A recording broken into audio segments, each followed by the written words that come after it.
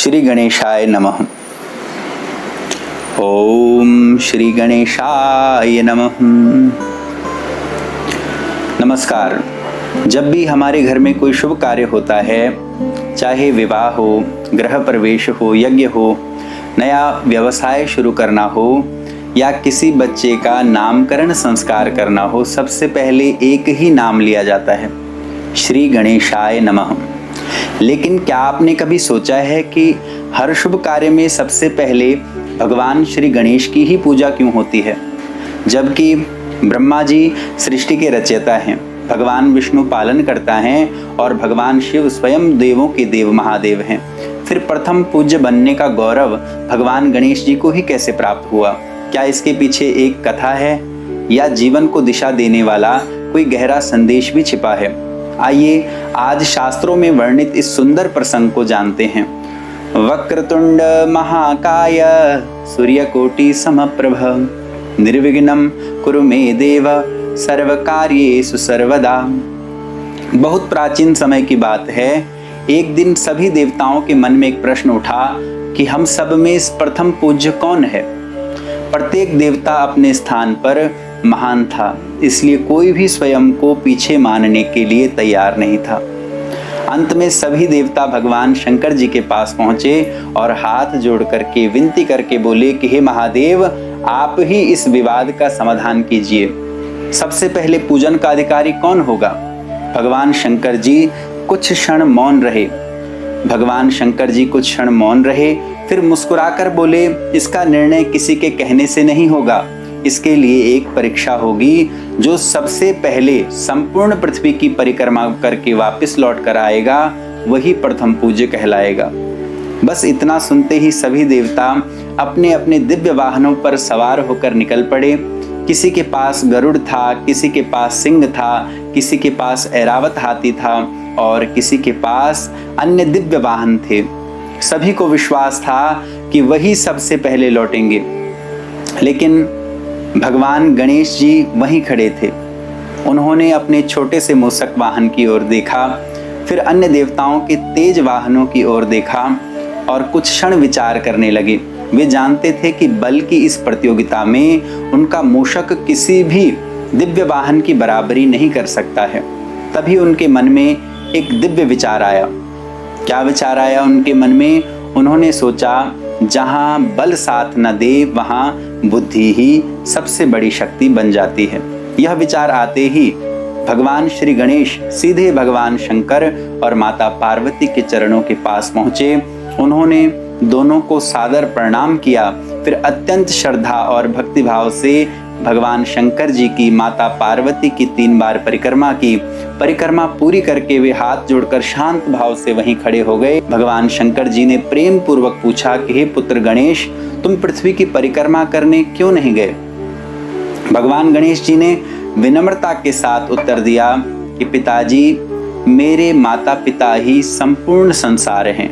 शास्त्रों में कहा गया है कि जो श्रद्धा और भक्ति से अपने माता पिता की परिक्रमा करता है, वह संपूर्ण जगत की परिक्रमा के समान फल प्राप्त करता है। इसलिए मैंने आपकी और माता श्री की परिक्रमा की है।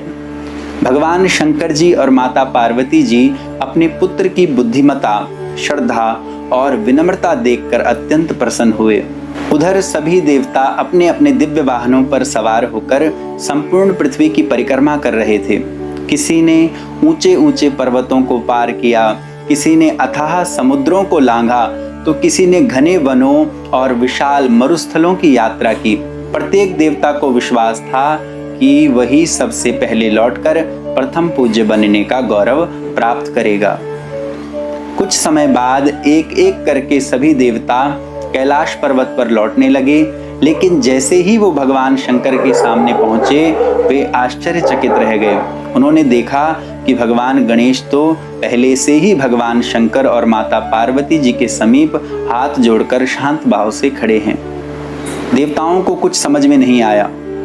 उन्होंने भगवान शंकर जी से विनम्रता से प्रश्न किया कि हे भोलेनाथ, हे महादेव, यह कैसे संभव है? हम सभी भी तो संपूर्ण पृथ्वी की परिक्रमा करके लौटे हैं, लेकिन गणेश जी तो कहीं नहीं गए, फिर ये हमसे पहले कैसे पहुंच गए? भगवान शंकर मुस्कुराए और उन्होंने कहा भगवान गणेश जी की तरफ देखकर, प्रेम से भगवान गणेश जी की तरफ उन्होंने देखा और सभी देवी देवताओं से कहा कि हे देवगणों, तुम सबने पृथ्वी की परिक्रमा अवश्य की है, लेकिन गणेश जी ने उस सत्य को समझ लिया है जो समस्त शास्त्रों का सार है। सभी देवता ध्यान पूर्वक भगवान शंकर की ओर देखने लगे। भगवान शंकर बोले, माता और पिता ही संतान के लिए संपूर्ण संसार होते हैं। सर्वतीर्थमयी माता, सर्वदेवों पिता। जिसने श्रद्धा और भक्ति से अपने माता पिता की परिक्रमा कर ली, उसने मानो संपूर्ण जगत की परिक्रमा कर ली। गणेश जी ने केवल अपनी बुद्धि का ही नहीं बल्कि शास्त्रों के गूढ़ ज्ञान का भी परिचय दिया है। यह सुनते ही सभी देवताओं का भ्रम दूर हो गया। वे भगवान श्री गणेश की बुद्धिमता, विनम्रता और माता पिता के प्रति उनकी अटूट श्रद्धा से अत्यंत प्रभावित हुए। तब भगवान शंकर जी ने समस्त देवताओं के मध्य घोषणा की, आज से मेरा यह पुत्र गणेश समस्त देवताओं में प्रथम पूज्य होगा। संसार में कोई भी शुभ कार्य हो, कोई भी यज्ञ हो, कोई भी पूजा हो, कोई भी अनुष्ठान हो, कोई भी संस्कार हो अथवा कोई भी मंगल कार्य हो, भगवान गणेश जी के पूजन के बिना प्रारंभ नहीं होगा। जो सबसे पहले भगवान गणेश जी का स्मरण करेगा, उसके जीवन के सभी विघ्न दूर होंगे और उसके कार्य सिद्ध होंगे। महादेव के ये दिव्य वचन सुनते ही सभी देवताओं ने भगवान श्री गणेश को सादर प्रणाम किया। देवराज इंद्र ने स्वर्ग से पुष्पों की वर्षा की। चारों ओर जय श्री गणेश का घोष गूंज उठा। संपूर्ण देवलोक आनंद और उत्सव से भर गया।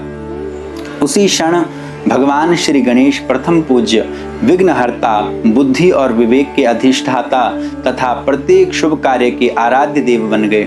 तभी से आज तक जब भी कोई शुभ कार्य प्रारंभ होता है, सबसे पहले भगवान श्री गणेश का स्मरण किया जाता है, क्योंकि श्री गणेश का आशीर्वाद होता है जहाँ पर वहाँ विघ्न दूर हो जाते हैं, बुद्धि का प्रकाश होता है और सफलता का मार्ग स्वयं प्रशस्त हो जाता है। ये गणेश जी की महिमा है।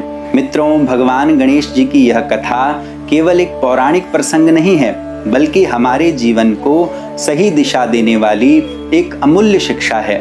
पहली शिक्षा क्या है इसमें? जीवन में केवल बल ही सब कुछ नहीं होता। सच्ची सफलता बुद्धि, विवेक और सही निर्णय से प्राप्त होती है। दूसरी शिक्षा क्या है इसमें? माता पिता से बढ़कर इस संसार में कोई तीर्थ नहीं है। जो संतान माता पिता का सम्मान करती है, उनकी सेवा करती है, उनका आशीर्वाद प्राप्त करती है, उसके जीवन के अनेक विघ्न स्वयं दूर होने लगते हैं। तीसरी शिक्षा है इसमें, हर शुभ कार्य से पहले भगवान का स्मरण अवश्य करना चाहिए, क्योंकि भगवान का स्मरण हमारे मन को शांत करता है, पवित्र करता है, बुद्धि को निर्मल बनाता है और हमें सही मार्ग पर चलने की प्रेरणा देता है। इसी कारण हमारे ऋषि मुनियों ने प्रत्येक शुभ कार्य से पहले भगवान श्री गणेश जी के पूजन की परंपरा स्थापित की है। आइए हम सब मिलकर भगवान श्री गणेश जी से प्रार्थना करें। हे विघ्नहर्ता श्री गणेश, हमारे जीवन के सभी विघ्नों को आप दूर कीजिए, हमें सद्बुद्धि प्रदान कीजिए, धैर्य प्रदान कीजिए, विवेक प्रदान कीजिए, हमारे परिवार में सुख, शांति और स्वास्थ्य और समृद्धि बनाई रखिए। हमें सदैव धर्म, सत्य और सदाचार के मार्ग पर चलने की शक्ति प्रदान कीजिए। हे गणपति महाराज, हर प्रकार से हमारा कल्याण कीजिए। वक्रतुंड महाकाय सूर्यकोटि समप्रभ निर्विघ्नं कुरु मे देव सर्वकार्येषु सर्वदा। तो मित्रों, आज हमने जाना कि भगवान श्री गणेश को प्रथम पूज्य बनने का गौरव कैसे प्राप्त हुआ। यदि आपको यह कथा पसंद आई हो, इससे कुछ सीखने को आपको मिला हो, तो वीडियो को लाइक अवश्य करें, अपने इस परिवार से शेयर करें, इसे अपने परिवार, मित्रों और उन सभी लोगों तक साझा करें जो सनातन धर्म की कथाओं को श्रद्धा के साथ सुनना पसंद करते हैं। यदि आप शास्त्रों और पुराणों पर आधारित ऐसी ही सरल, प्रामाणिक और प्रेरणादायक कथाएं नियमित सुनना चाहते हैं, तो हमारे चैनल को सब्सक्राइब अवश्य करें, बेल आइकॉन भी दबा दें ताकि आने वाली हर नई कथा सबसे पहले आप तक पहुंचे। मैं हूं अमित जोशी, आपसे फिर भेंट होगी सनातन धर्म की एक और प्रेरणादायक कथा के साथ। तब तक के लिए नमस्कार। बोलिए श्री गणपति जी महाराज की जय। श्री गणेशार्पणमस्तु।